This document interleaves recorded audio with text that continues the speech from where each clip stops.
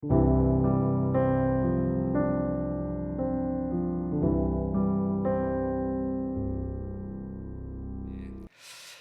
하나님께 부르짖으러 이 자리에 오신 여러분과 저에게 하나님께서 큰 은혜 주시리라 믿습니다. 사랑하는 성도 여러분, 여러분들은 지금 이 자리에 어떠한 마음으로 나오셨는지요? 지난 일주일 동안 그리스도인으로서 살면서 상한 마음 가지고 나오신 분도 있을 것 같고, 그래서 하나님 앞에 좀 부르짖어야 되겠다라는 생각으로 나오신 분도 계실 것 같습니다. 그래서 하나님, 내가 너무 힘듭니다. 이 마음을 어루만져 주십시오. 하나님, 내 삶 가운데 숨쉴 공간을 좀 만들어 주시고, 하나님, 이 지긋지긋한 문제 좀 해결해 주시고, 이 방향이 맞습니까? 라고 등등 각자의 기도 제목들을 가지고 이 자리에 나오셨을 것 같습니다. 그런데 이런 생각을 한번 해봤습니다. 우리가 이 자리에 가지고 온 기도 제목과 우리가 기도회를 통하여서 얻고자 한다는 것은 근원적인 우리의 치유보다 이 순간만을 넘기는데 집중한 것은 아닌가라는 생각 말입니다. 당장에 내가 겪고 있는 어려움을 없앨, 당장에 내가 겪고 있는 고통을 없앨 순간만을 찾고 있지 않냐는 것입니다. 물론 우리 하나님께서는 위로의 하나님이십니다. 우리의 상처를 싸매주시고 위로해 주시는 하나님이십니다. 상한 갈대를 꺾지 아니하시고 꺼져가는 등불을 끄지 아니하신 하나님이 바로 우리 하나님입니다. 그러나 사랑하는 성도 여러분, 오늘 이 시간은 하나님의 마음을 의사와 환자의 관점에서 한번 살펴보았으면 좋겠습니다. 의사가 환자를 가장 사랑하는 순간은 어떤 순간일까요? 환자가 아프다고 해서 그 고통을 잊게 해줄 그런 사탕을 물려주는 때가 아닙니다. 바로 썩어지는 환부를 발견하고 환자가 비명을 지르더라도 차가운 메스를 들이대어서 치료하는 그 순간일 것입니다. 썩은 살을 도려내지 않고 붕대만 감아주면서 좋은 말로만 하는 그 의사는 진정 의사가 아닐 것입니다. 의사는 제대로 진단하고 환부를 드러내고 그것을 치유하는 것이 바로 제대로 된 의사지요. 오늘 본문이 그러합니다. 오늘 본문은 우리를 살려내는 칼을 들고 섰습니다. 오늘 본문은 냉정하게 선포하고 있습니다. 지금은 위로받을 때, 진통제 맞을 때가 아니라 문제를 직면해야 될 때라는 것입니다. 지금의 문제는 상황이 문제가 아니라 방향이 틀려서 발생한 것이다라는 것이죠. 오늘 본문을 잔잔히 살펴보면은 이 안에 하나님의 마음이 느껴지는데, 하나님께서는 심장이 멈춰져 가는, 죄로 인하여서 심장이 멈춰져 가는 그런 자녀를 살리러 오셨습니다. 갈비뼈를 부러뜨려서라도, 좀 힘들게 할지라도 그 심폐소생술을 해야 하는 그런 긴급한 마음에 하나님의 마음이 느껴지는 것입니다. 그러므로 오늘의 본문의 내용은, 이 말씀은 아플 수도, 혹은 누군가에게는 거북할 수도, 혹 누군가에게는 내 이야기는 아니야, 다른 사람 이야기라고 여길 수도 있습니다. 그러나 오늘 말씀 시간을 통하여서 하나님 말씀 앞에 직면하는 우리가 되기를 바랍니다. 직면하는 통증이 있어야 생명이 돌아옵니다. 사랑하는 성도 여러분, 기억하시기 바랍니다. 의사가 수술실 문을 닫고 메스를 드는 것은 환자를 미워해서가 아니라 환자를 사랑하기 때문에 그를 살리기 위함입니다. 오늘 하나님께서 우리에게 이렇게 보면 아픈 말씀 주신 이유는 하나입니다. 우리를 너무나 사랑하셔서 우리가 죄로 인하여서 무너져가고 쓰러져가는 그 모습을 참아 두고 보실 수 없기 때문입니다. 때문에 이 거룩한 간섭이 은혜임을 기억하시기 바랍니다. 그러므로 오늘은 위로받는 마음이 아니라 하나님 앞에 살고자 하는 마음으로 하나님 앞에 서는 저와 여러분 되기를 바랍니다. 위로와 격려는 오늘 본문 가운데 없을 수 있습니다. 그러나 다만 하나님께서 오늘 문제를, 우리의 상황을 어떻게 진단하시는지 보고 생명을 살리기 위해서 얼마나 애쓰시는지 그 하나님의 마음을 살펴보면서 함께 은혜를 나눌 수 있는 저 여러분 되기를 주님의 이름으로 축원합니다. 6절을 보도록 하겠습니다. 내 백성이 지식이 없으므로 망하는도다. 내가 지식을 버렸으니 나도 너를 버려 내 제사장이 되지 못하게 할 것이요 내가 내 하나님의 율법을 잊었으니 나도 내 자녀들을 잊어버리리라. 오늘 이 영적 수술대 위에 밝혀진 우리의 병명은 무엇입니까? 그것은 바로 명백하게 진단하고 있는데 바로 하나님을 아는 지식의 결핍입니다. 하나님 우리에게 이러한 진단을 내리고 계십니다. 의사가 차트를 보고 병명을 말하든 하나님께서 우리에게 말씀하시는 거예요. 너희가 하나님 아는 지식이 없어서 죽어가고 있다라고 말입니다. 여기서 말하는 지식은 머리로만 아는 지식을 뜻하는 것이 아닙니다. 하나님과의 언약적 관계 가운데서 이루어진 친밀하고 깊은 경험적인 알을 뜻하고 있습니다. 지금 하나님께서는 우리에게 성경 퀴즈 점수 낮다고 화내시는 것이 아닙니다. 이렇게 물어보시는 거예요. 너와 나와의 친밀함은 어디 갔느냐? 그래서 왜 어찌 나를 모르는 사람처럼 너가 행동하느냐라고 질문하고 계신 것입니다. 하나님을 안다면, 하나님을 아는 지식이 있다면은 우리의 삶 가운데서 공의와 정의와 사랑을 드러내면서 살아가는 것이 마땅해야 되는데 그런 삶이 없기 때문에 하나님께서 질문하고 계시는 것입니다. 지식이 없다고요. 오늘날 우리가 이 말씀을 들으면 어떤 항변을 할 수 있을까요? 목사님, 제가 하나님 모르는 게 아닙니다. 저도 하나님과 당연히 깊은 교제를 하고 싶죠. 그런데 아시다시피 너무 바쁠 뿐이에요. 왜냐하면은 자녀들도 먹여 살려야 되고 밤낮 없이 일하는 게 죄입니까? 라고 이야기할 수 있을 것 같습니다. 맞습니다. 우리가 삶을 유지하기 위해서 일터에서 치열한 수고를 하나님께서 모르시는 것이 아닙니다. 하지만 이 시간 우리 스스로 한번 되돌아보는 시간이었으면 좋겠습니다. 우리를 그렇게 뛰게 만드는 동력은 무엇입니까?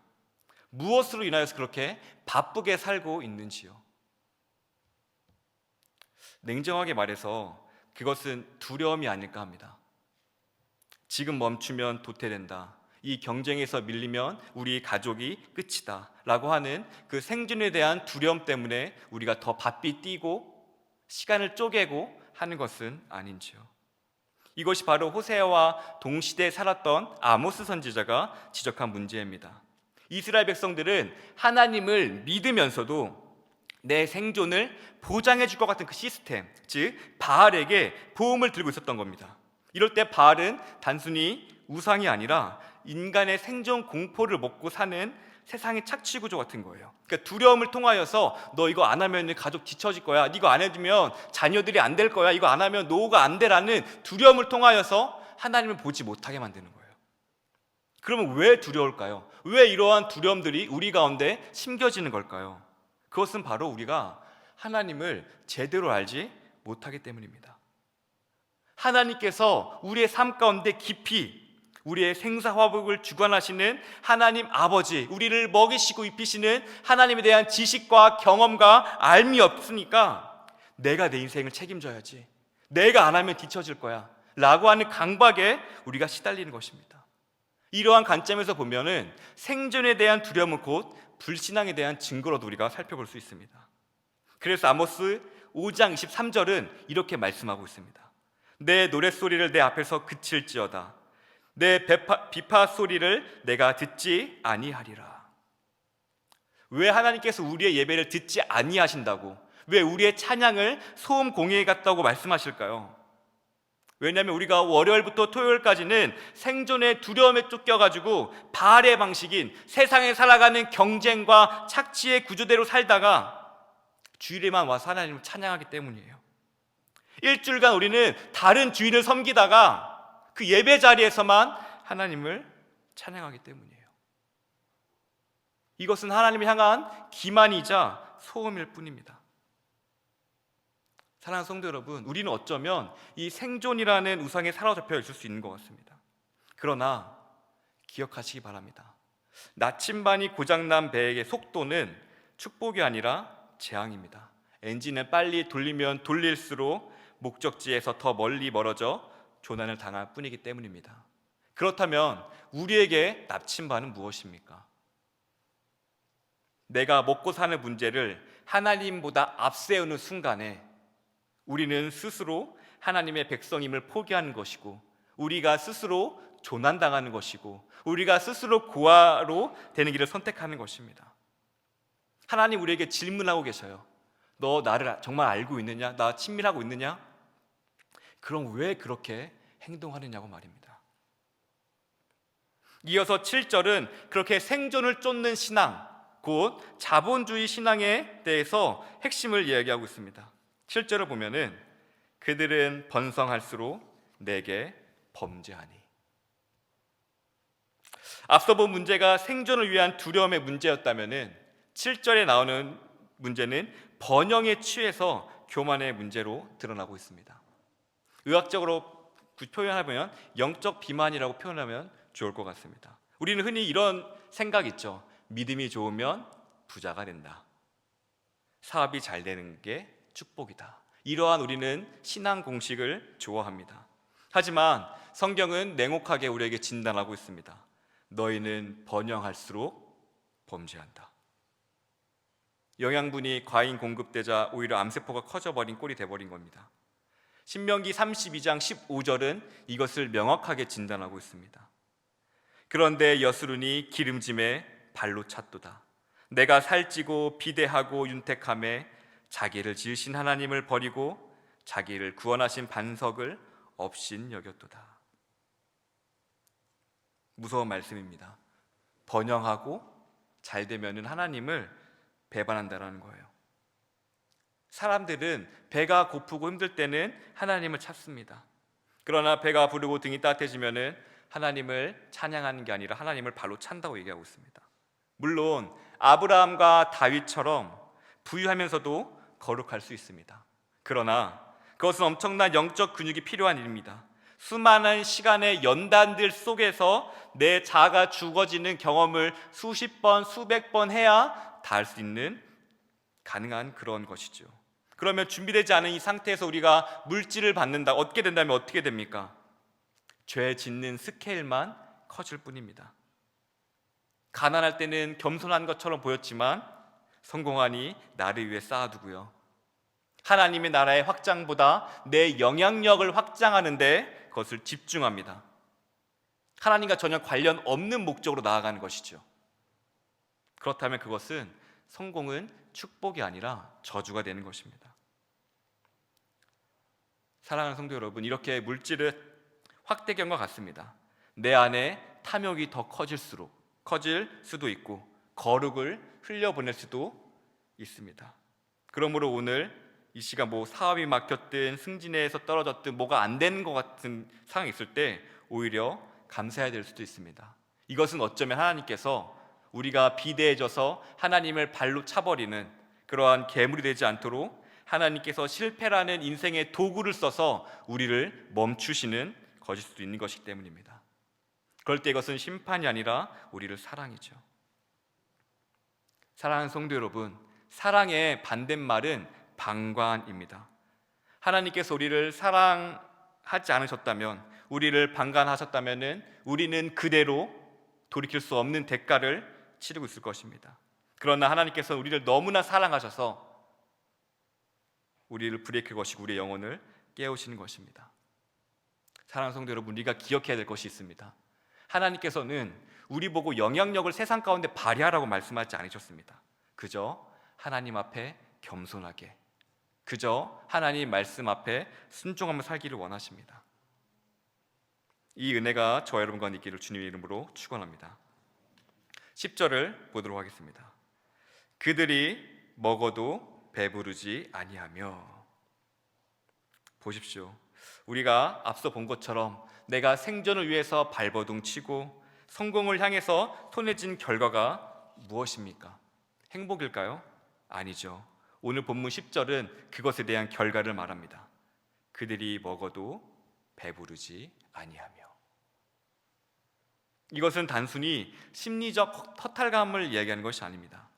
우리가 그토록 하나님 없이 도달한 곳, 애써 도달한 것이 결국은 터진 웅동이다 라는 것을 현실적으로 보여주는 것이죠. 현대인들은 소확행, 곧 소소하지만 확실한 행복이라는 단어를 좋아합니다.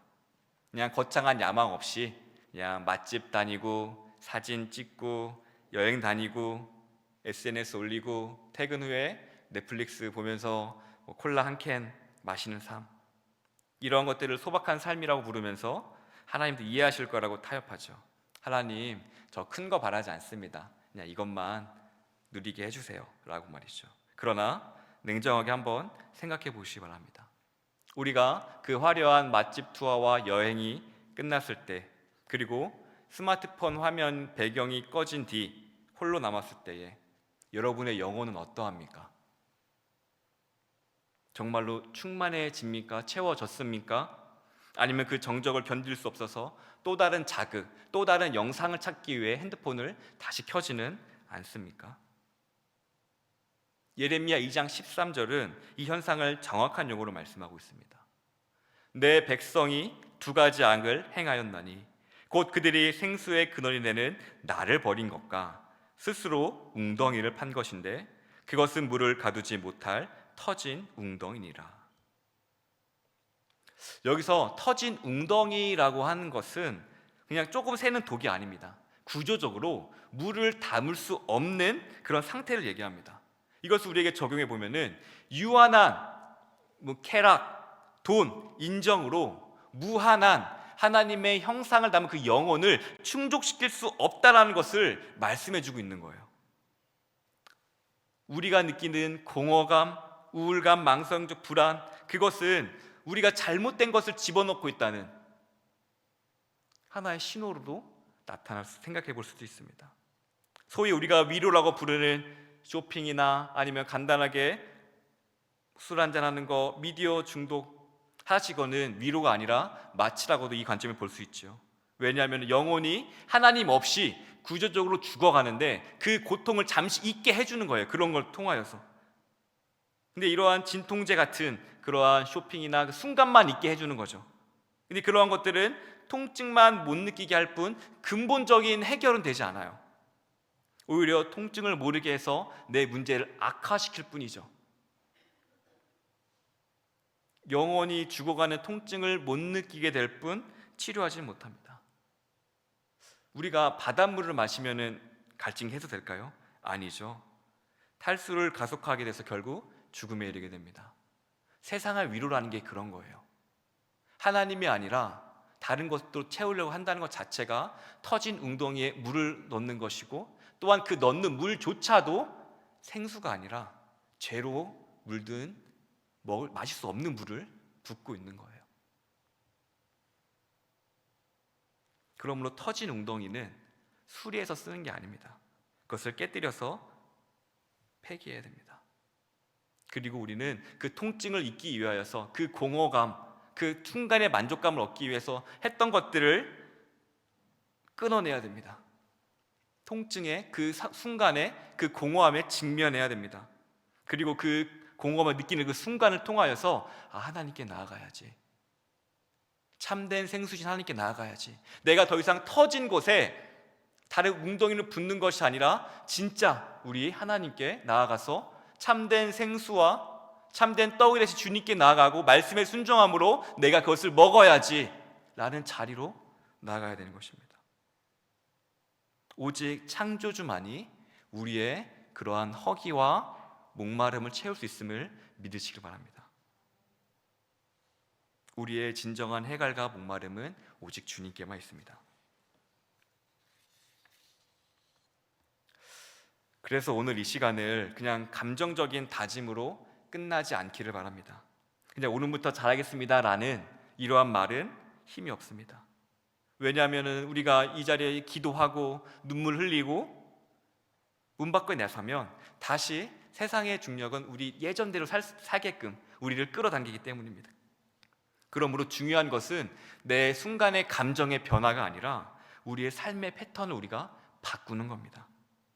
우리는 앞서서 세 가지 그러한 현상들을 확인했습니다. 생존을 핑계로 하나님을 멀리했습니다.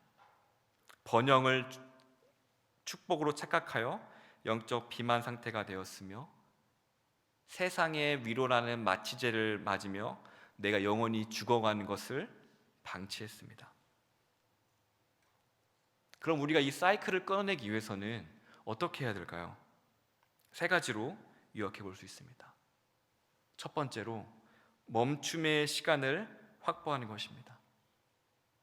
내가 시간이 나면 기도해야지, 내가 이거 하면 기도해야지라는 생각을 버리시기 바랍니다. 세상은 우리 안에 있는 생존 본능은 절대 우리에게 그러한 틈을 내어주지 않습니다. 그러므로 우리가 일정 시간을 정해서 내가 일을 더 계획적으로 해서 효율적으로 해서 시간을 내서 만들어서 그 시간을 따로 떼내길 바랍니다. 그러면서 이 시간을 하나님께 드릴 때에 무엇과 싸워야 되냐면 내가 이 시간에 다른 걸 하면 더 앞서갈 수 있을 텐데 라고 하는 그 생각과 싸우는 것입니다. 내가 멈추면 도태될 거라는 그 공포와 내가 이거 하면 생존이 뒤처지는 것이 아닌가라는 두려움과 싸워내는 것입니다. 내가 멈춰서 하나님의 뜻을 묻고 하나님께 기도하고 나를 되돌아보고 내가 죄에서 회개하고 돌이킨다는 것, 그 시간을 가져도 하나님께서 내 삶을 주관하신다는 그 믿음으로 그 시간을 드리는 거예요. 그것이 진짜 안식이며 믿음의 사람의 모습임을 기억하시기 바랍니다. 두 번째로, 터진 웅덩이를 파괴해야 합니다. 우리 가운데 하나님 대신 의지하고 있었던 것들, 그것을 한번 생각해 보시기 바랍니다. 그것은 무엇일까요? 통장의 잔고, 자녀의 성적, 아니면 퇴근 후에 술 한 잔, 그것이 나를 위로한다는 착각을 버리고 그것이 내 영혼을 죽이고 있음을 생각하시기 바랍니다. 하나님을 찾지 않고 그러한 것들을 하면서 이게 위로받는구나, 하나님과 멀어지면서 이런 것들이 나에게 이런 것 낙이지 라고 생각하는 게 내 영혼을 조금씩 갉아먹고 있는 거예요. 그러므로 우리가 그 했던 것들을 끊어낼 때에 금단 현상들이 찾아올 겁니다. 그러나 그 고통의 시간을 견디면서 그 시간을 하나님 앞에 나아가는 시간으로 써야 되는 것입니다. 맞아, 하나님께 나아가는 시간이지, 주님께 내어드려야지. 그런 거짓된 세상의 위로를 버리고 터진 웅덩이에 물러는 행위들을 버리고 참된 나의 목마름의 해갈이 되시고 나의 참된 배부름이 되신 예수님께 말씀을 듣고 순종하는 그 자리로 나아가야 되는 것이죠. 그리고 그 고통, 그 금단의 순간들, 그것을 고통을 견디며 하나님께 나아가는 그 모든 과정이 회개인 것입니다. 그리고 세 번째, 마지막으로 우리의 존재의 목적을 다시 한번 생각해 봐야 됩니다. 우리 인생의 목표를 수정해야 된다는 것입니다. 이 땅에서 잘 먹고 잘 사는 거, 이 땅에서 그냥 다른 사람 손 안 빌리고 조금씩 나눌 수 있게 사는 거, 그거는 세상의 목표이지 하나님의 형상을 가진 사람의 목표가 될 수 없습니다. 우리는 생존이 아니라 나의 삶 전체를 통하여서 나의 말과 행동, 나의 모든 에너지를 통하여서 하나님의 공의와 정의가 흐르게 하는 그것에 우리 인생의 목표가 있어야 하는 것입니다. 설령 내가 망하더라도, 설령 내가 손해본다 할지라도 주님의 말씀이 증명되게 하는 것, 이 놀라운 모험에 참여하시기 바랍니다. 사랑하는 성도 여러분, 이 회개라는 것은 반성이 아니라 돌이키는 겁니다. 방향 전환입니다. 벼랑 끝을 달리는 기차 안에 있는데 우리가 기차 안에서 반성만 하는 건 의미가 없습니다. 내 살 부위가 괴사하고 있는데 괴사하고 있는 다리를 붙잡고 안 아프게 해주세요라고 우는 것은 의미가 없다는 것과 같은 겁니다. 잘라내야 합니다. 썩어져가는 세상 습관을 도려내는 그 결단, 그것이 바로 회개입니다. 사랑하는 성도 여러분,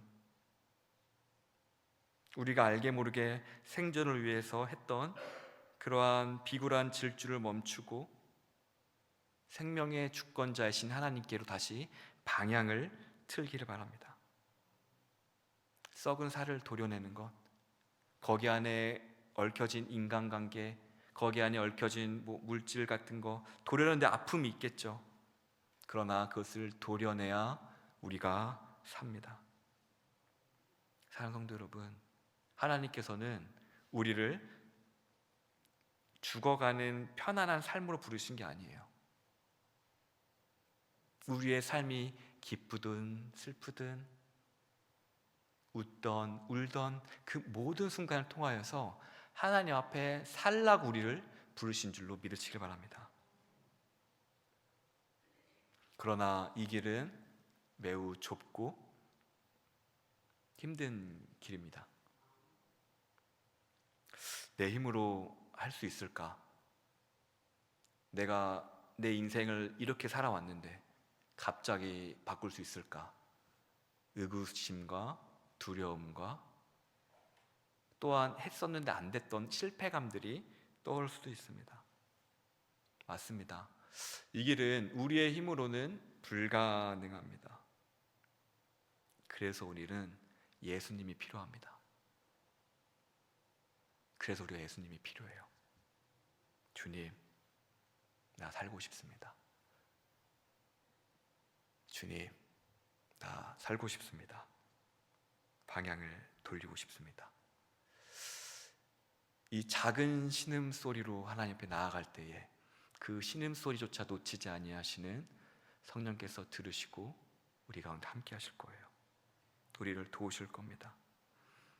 탕자가 집으로 향하는 발걸음 떼자마자 이미 그 아버지는 미리 준비하고 안았듯이 우리가 주님께 돌이키는 순간 하나님의 능력이 우리가 씨름하는 그 순간에 붙드실 것입니다. 이 거룩한 씨름으로 인하여서 우리의 삶을 주님 앞에 내어드릴 수 있는 저와 여러분 되기를 주님의 이름으로 축원합니다. 기도하겠습니다. 하나님,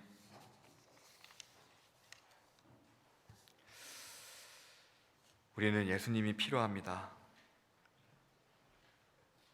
나도 알게 모르게 생존에 대한 두려움이 하나님보다 세상을 쫓게 만들었습니다. 하나님을 쫓기보다 보험을 들게 만들고 양다리를 걸치는 모습을, 하나님의 말씀에 온전히 순종하는 것보다 타협하고 내 이익을 쫓는 모습을 보였습니다. 그러나 주님, 이 시간 끊어내길 원합니다. 더 이상 터진 웅덩이에 물을 받지 않고 참된 생수이신 주님 앞에 나아가길 원합니다. 예수님께 나아가는 우리 되게 하여 주옵소서. 예수님의 이름으로 기도합니다. 아멘. 우리 같이